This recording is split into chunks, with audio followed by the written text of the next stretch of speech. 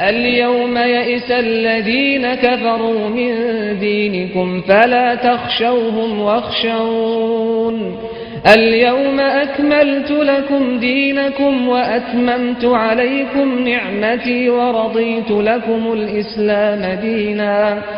بسم اللہ الرحمن الرحیم الحمد للہ رب العالمین وصلی اللہ علی محمد وآلہ الطاہرین ولعنۃ اللہ علی اعدائهم اجمعین. وقال سبحانہ وتعالی هو الذی بعث فی الامیین رسولا منهم یتلو علیہم آیاته ویزکیہم ویعلمهم الکتاب والحکمہ وإن كانوا من قبل لفی ضلال مبین. موضوع گفتگو رسول اللہ صلی اللہ علیہ وسلم کے معجزات. البتہ بعض معجزات کا تعلق ولادت اور ولادت کے فوراً بعد سے ہے، اور بعض معجزات ممکن ہے کسی کے ذہن میں آئے کہ اعلان نبوت اور دعوی نبوت کے ساتھ نہیں ہے بلکہ اصحاب کے درمیان ہے. تو یاد رکھیں وہ بھی معجزات ہیں،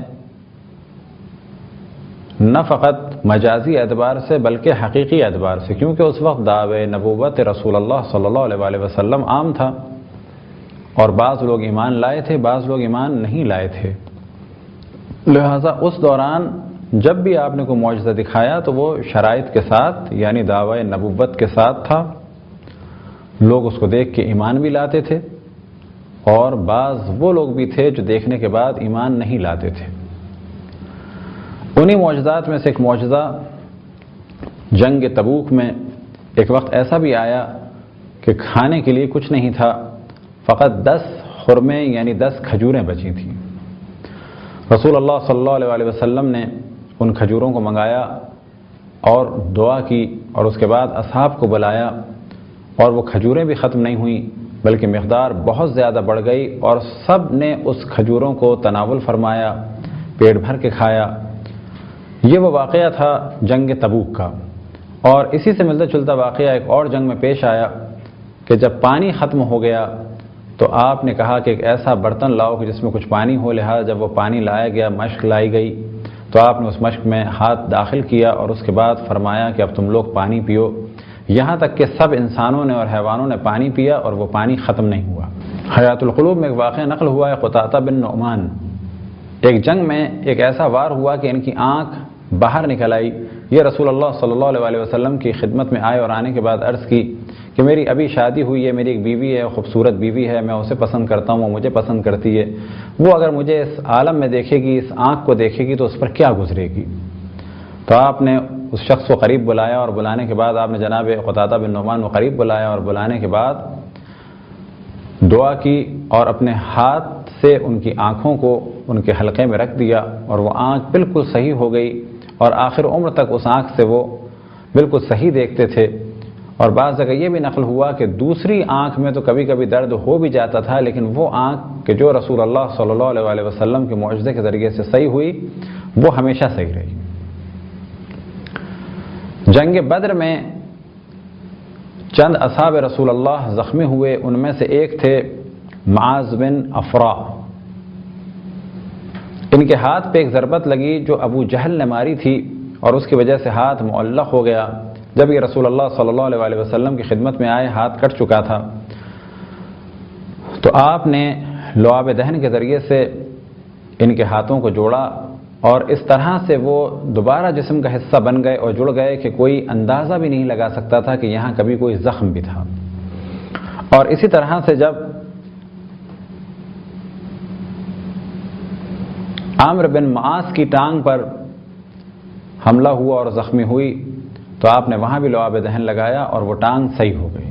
ایک روایت میں نقل ہوا کہ رسول اللہ صلی اللہ علیہ وسلم قبر مطہر حضرت عبداللہ یعنی اپنے والد ماجد کی قبر مطہر پہ گئے، 2 رکعت نماز پڑھی اور اللہ سبحانہ و تعالیٰ سے دعا کی. قبر شگافتہ ہوئی اور جناب عبداللہ ظاہر ہوئے اور انہوں نے گواہی دی اللہ سبحانہ و تعالیٰ کی وحدانیت کی، اشہد ان لا الہ الا اللہ واشہد انک رسول اللہ، اور میں گواہی دیتا ہوں کہ تم اللہ کے رسول ہو. آپ نے سوال کیا ومن ولیوں کا، تمہارا ولی، آپ کا ولی کون ہے؟ تو انہوں نے جواب دیا اور سوال کیا رسول اللہ صلی اللہ علیہ وسلم سے ومن ولیوں کا، تمہارا ولی کون ہے؟ تو آپ نے جواب دیا میرا ولی علی ہے. تو پھر آپ نے کہا کہ بس میرا ولی بھی علی ہے.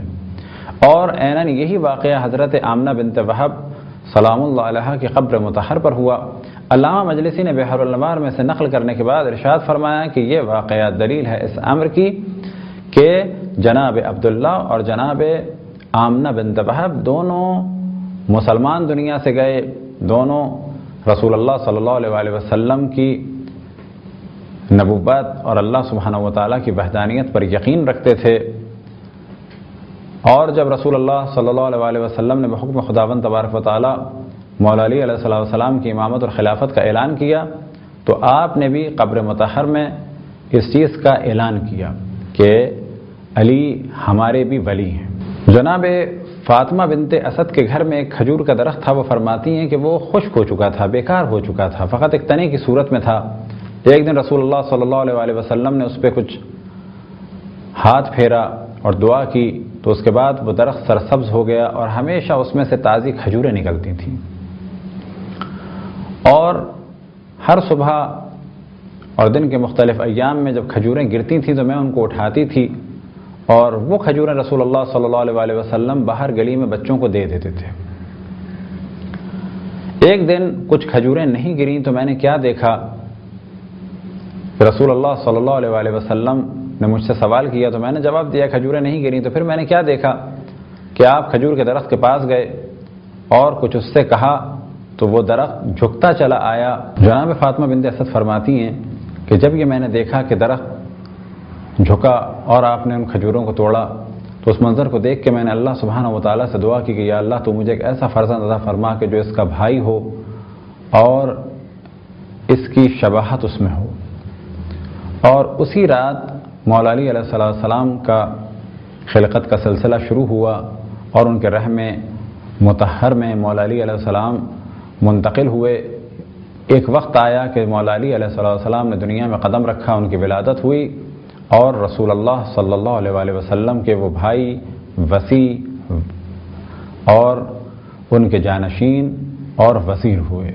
معجزات رسول اللہ صلی اللہ علیہ وآلہ وسلم میں سے ایک معجزہ جب جنگ بدر عروج پہ تھی تو ایک جانب تو اللہ سبحانہ وتعالیٰ کی جانب سے ملائکہ کا نزول ہوا، تو دوسری جانب سے رسول اللہ صلی اللہ علیہ وآلہ وسلم نے اپنے معجزات ظاہر کیے، اور ان معجزات میں سے ایک معجزہ کہ آپ نے چند سنگریزے اور مٹی لی اور دشمنوں کی جانب پھینکی اور ایک ایسا طوفان آیا اور آندھی آئی کہ جس کے بعد وہ کچھ دیکھ نہیں پا رہے تھے، یہاں تک کہ مسلمانوں نے ان پر حملہ کیا اور غلبہ پایا۔